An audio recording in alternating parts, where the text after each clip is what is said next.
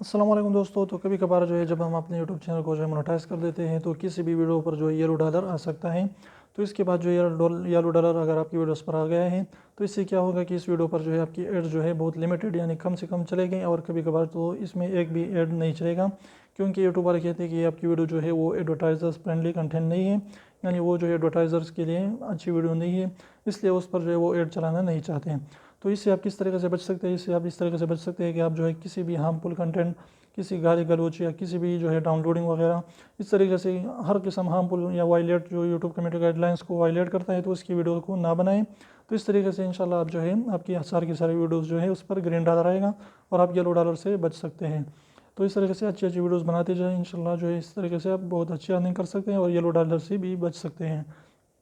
तो अगर आ चुका है आपकी किसी भी वीडियो पर जो है येलो डॉलर आ चुका है, तो अगर आपकी वीडियो अच्छी है और इसमें जो है आप उसके टैग्स, टाइटल, डिस्क्रिप्शन सारी चीज़ें देखिए, उसमें अगर कोई भी जो है इस तरह के ट्रैकिंग वगैरह है, वगैरह इस तरह के कोई भी वर्ड नहीं है तो उसको जो अगर है उसको हटाए फिर जो है आप रिप्लाई करें। तो इस तरीके से इंशाल्लाह आपकी जो वीडियो है वो येलो डॉलर हो, सारी ग्रीन डॉलर हो जाएगी और येलो डॉलर हट जाएगा।